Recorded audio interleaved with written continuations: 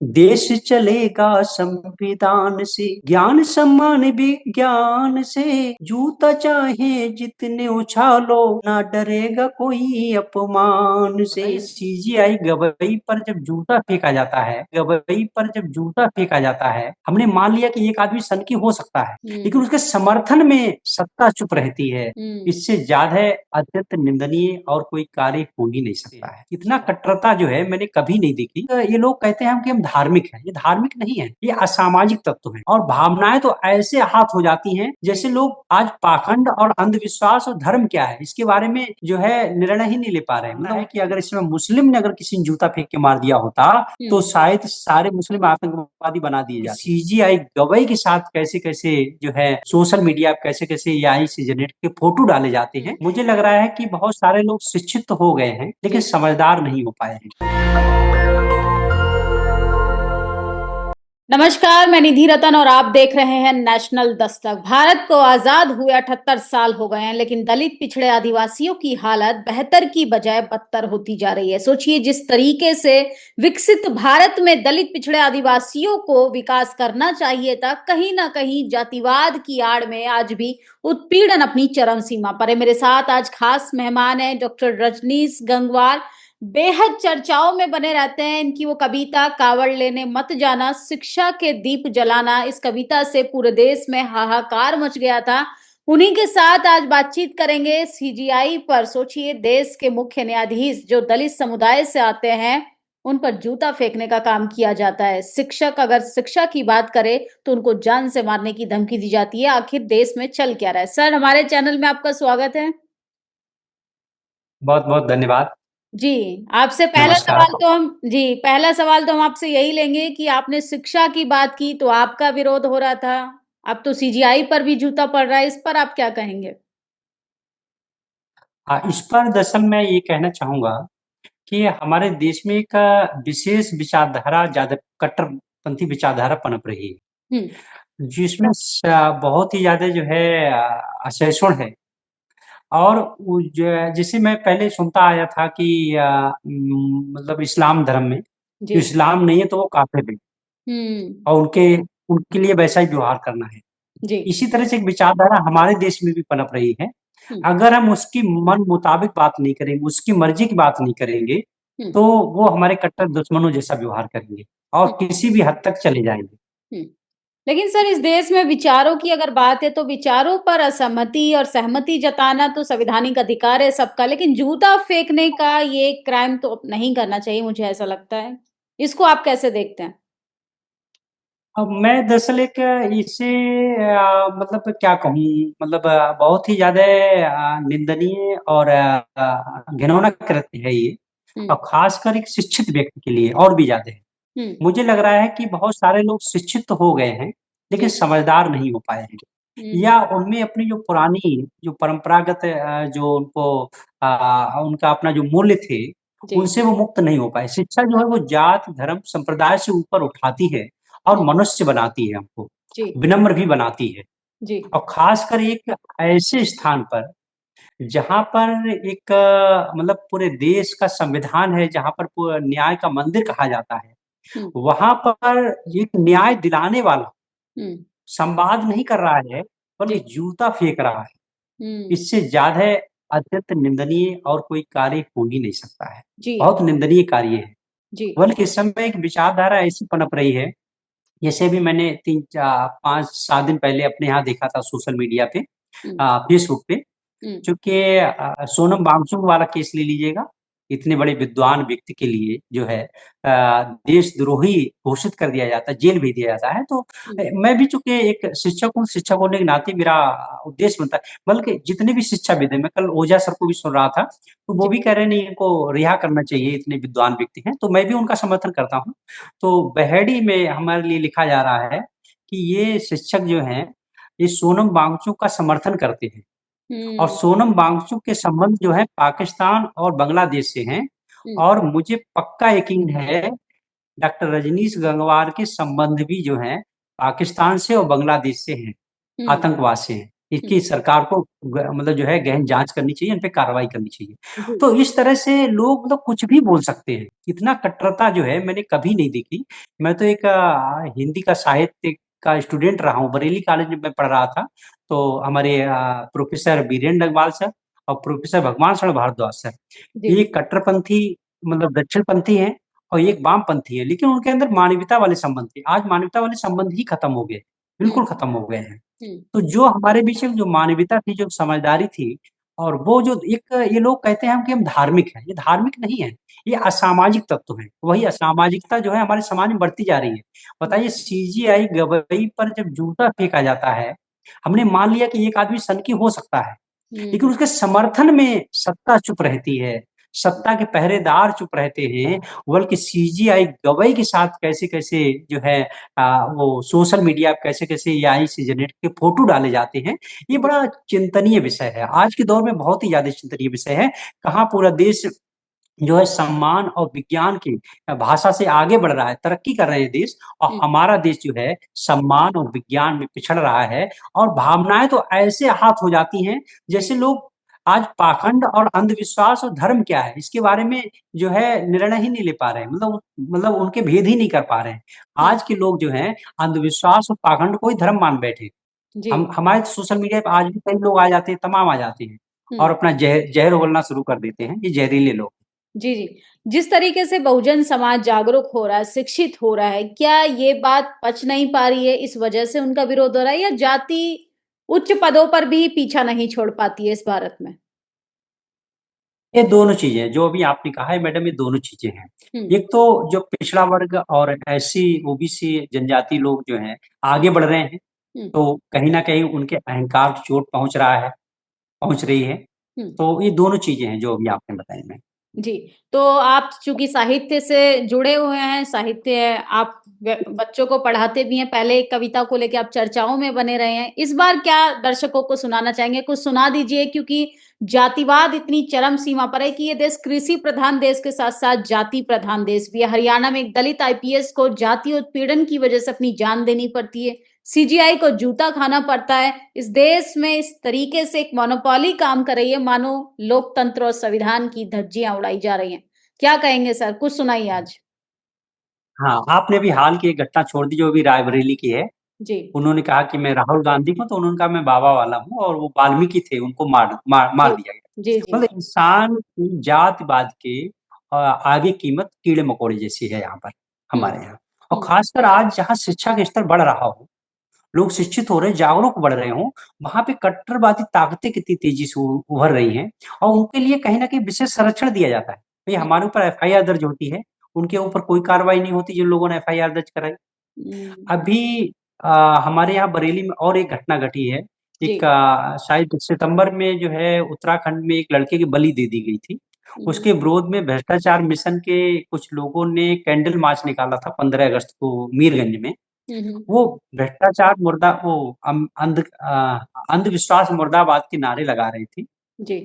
जबकि उसमें सत्ता के पक्ष के विधायक भी शामिल थे। हुँ, लेकिन अखिल भारतीय ब्राह्मण समाज के द्वारा उन लोगों पर जो वहाँ के मतलब आर्थिक रूप से विपन्न लोग थे, उन पे एफआईआर दर्ज करा दी गई हुँ, और जो सत्ता पक्ष के विधायक हैं उनसे उनसे कुछ नहीं कहा गया।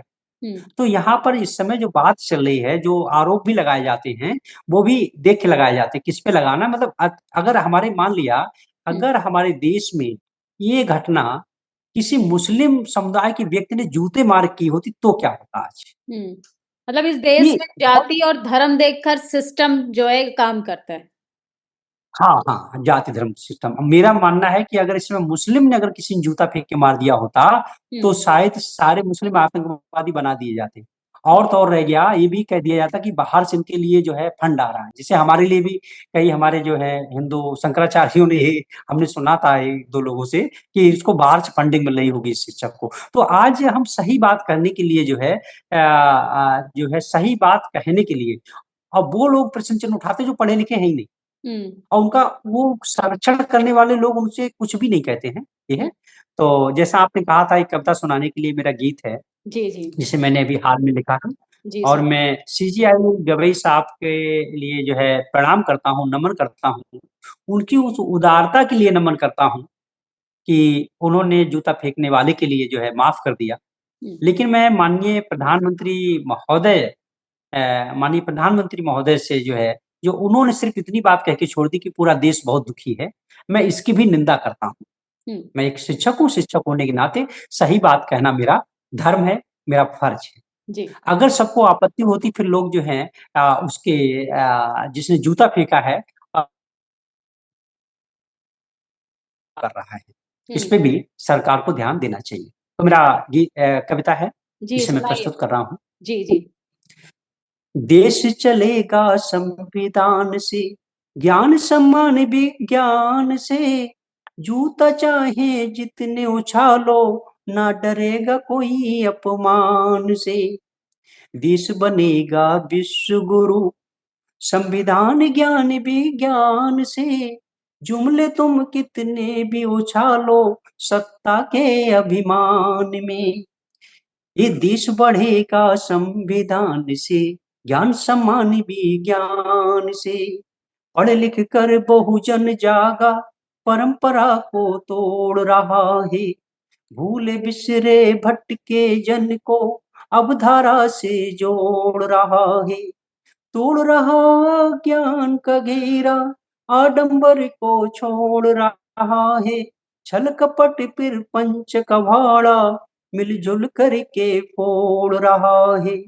सदियों से शोषित जन में शिक्षा की अलख जगानी है। स्वाभिमान अब जाग गया है, लिखनी नई कहानी है। इस भवकी में मत रहना, हम डर जाएंगे अपमान से। देश चलेगा संविधान से, ज्ञान सम्मान विज्ञान से। जूता चाहे जितनी उछालो, न डरेगा कोई अपमान से। ये देश बनेगा विश्व गुरु, संविधान ज्ञान विज्ञान से। जुमले तुम कितने भी उछालो, सत्ता के अभिमान में। ये देश बढ़ेगा संविधान से, ज्ञान सम्मान विज्ञान से। सत्य प्रेम परोपकार से, है बड़ा कोई भगवान नहीं। जो नफरत और बैर बढ़ाए, वह है कोई इंसान नहीं। सत्य प्रेम परोपकार से, है बड़ा कोई भगवान नहीं। जो नफरत और बैर बढ़ाए, वह है कोई इंसान नहीं। शासक सत्ता की बातों में जब तक झूठ कपट बैठा, मैं सच कहता हूँ इस धरती पर है कोई भगवान नहीं। मन पवित्र हृदय स्वच्छ फिर, जात धर्म कोई भी हो। जिस हृदय में सत्य बसा है, उससे बड़ा भगवान नहीं। छुआछूती और जाति पात सब छल प्रपंच के धंधे हैं। जो पाखंड का धंधा करते, वे सब स्वार्थ में अंधे हैं। ना रुकना ना झुकना है अब, ना डरना है बलिदान से। देश चलेगा संविधान से, ज्ञान सम्मान विज्ञान से। जूता चाहे जितने उछालो, ना डरेगा कोई अपमान से। ये देश बनेगा विश्व गुरु, संविधान ज्ञान विज्ञान से। जुमले तुम कितने भी उछालो, सत्ता के अभिमान में। देश बढ़ेगा संविधान से, ज्ञान सम्मान विज्ञान से। जागो बहुजन सावित्री फुल्ले, अब पेरियार को लाना है। हर घर में पुस्तकालय रखो, सबको संविधान पढ़ाना है। मंदिर ईश्वर तुम्हें मुबारक, है स्वर्ग की हमको चाह नहीं। शिक्षालय पुस्तकालय में पढ़, हमें अंबेडकर बन जाना है। पोथी पतरा आडंबर छोड़ो, छोड़ो छल कपट पाखंड को। ज्ञान के दीप जला कर हमको उज्जवल राह दिखाना है। सत्य ज्ञान प्रेम परोपकार, ये सब उन्नति प्रगति के साधन है। छल नफरती और द्वेष बढ़ाए, अब उसको मार भगाना है। ज्ञान सत्य ज्ञान प्रेम परोपकार, ये सब उन्नति प्रगति के साधन है। छल नफरत और द्वेष बढ़ाए, अब उसको मार भगाना है। मिलजुल प्रगति होगी राष्ट्र की, समता के आधार से। देश चलेगा संविधान से, ज्ञान सम्मान विज्ञान से। जूते चाहे जितने उछालो, ना डरेगा कोई अपमान से। ये देश बनेगा विश्व गुरु, संविधान ज्ञान विज्ञान से। जुमले तुम कितने भी उछालो, सत्ता के अभिमान में। ये देश बढ़ेगा संविधान से, ज्ञान सम्मान विज्ञान से। ये देश बढ़ेगा संविधान से, ज्ञान सम्मान विज्ञान से। वाह सर, आपने कविता के माध्यम से सरकार की आलोचना भी कर दी और आपने अपनी बात भी कह दी। क्या लगता है इस देश में जितना शिक्षित बहुजन समाज हो रहा है, आपने अपनी कविता के माध्यम से तमाम बातें बोली, लेकिन शिक्षित व्यक्ति पे ही विरोध करने पर, रूढ़िवादी परंपराओं का विरोध करने पर ही इस तरीके की आलोचना हो रही है कि एक आईपीएस को भी सुसाइड करना पड़ रहा है। तो कैसे बदलाव आएगा? ये तो हर बहुजन को जागना पड़ेगा, और सत्ता को भी, जो सत्ता में बैठे हुए लोग हैं, ये सत्ता से पोषित लोग हैं। हुँ, अगर किसी एक शिक्षक, मतलब शिक्षक सही बात पढ़ा नहीं सकता है, हुँ, सत्ता पे कोई फर्क नहीं पड़ रहा है, ये कौन लोग हैं। तो ये आम आदमी को ही जागना पड़ेगा, क्योंकि सत्ता तो उसका उनका पोषण करेगी, हुँ, लेकिन आम आदमी जब तक जागेगा नहीं, तब तक ये बात नहीं बनेगी। हम सबको मिल-जुल कर ये काम करना पड़ेगा। तभी जब जितनी जागरूकता फैलेगी, उतनी ही जल्दी इस समस्याओं का समाधान होगा। जी, हमें ये भी देखना है कि जो विदेशों में जो हमसे देश हर मामले में आगे, खुशहाली में आगे हैं, समृद्धि में आगे हैं, शांति में आगे भी। उस दिन मैं पढ़ रहा था कि फ़िनलैंड में जेलें बंद की जा रही हैं। जी, जी, स्पोर्ट्स वहाँ पर क्लब तो बनाए जा रहे हैं। आस्थाएँ चोट नहीं होती, वहाँ जी, पे तो आस्थाएँ चोट नहीं हो रही होंगी, हुँ, वहाँ पे परंपराओं पे आघात नहीं होता होगा।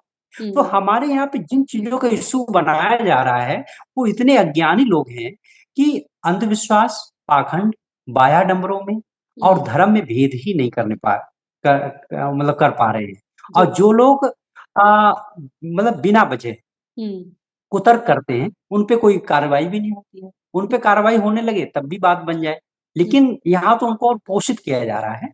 हुँ। क्या कहेंगे दर्शकों को, तमाम लोग जो कहीं न कहीं इस तरीके से हताश भी हो रहे हैं, मानसिक पीड़ा से भी प्रताड़ित हैं? क्योंकि आप समाज से नहीं लड़ सकते, समाज में ऐसे लोगों से तो बिल्कुल नहीं लड़ सकते जिनके हाथ में पावर है और जिन पर तर्क-वितर्क करने के लिए आपको अपनी जान की कीमत चुकानी पड़ती हो। हाँ, मैं उनसे यही बात कहना चाहूँगा कि आदमी को मारा तो जा सकता है, लेकिन पराजित नहीं किया जा सकता है। हुँ, सुकरात के साथ हुआ, बुद्ध के भी साथ हुआ, ठीक है? स्वामी दयानंद के साथ हुआ है, जी, ओशो आचार्य रजनीश के साथ हुआ है। आज जितने अभी-अभी इस समय हाल में जो लोग लगातार सत्य बोल रहे हैं, सही, उन्हें भी कीमत चुकानी पड़ती है। हुँ, तो ये है कि मरना तो सभी को एक ना एक दिन है ही है।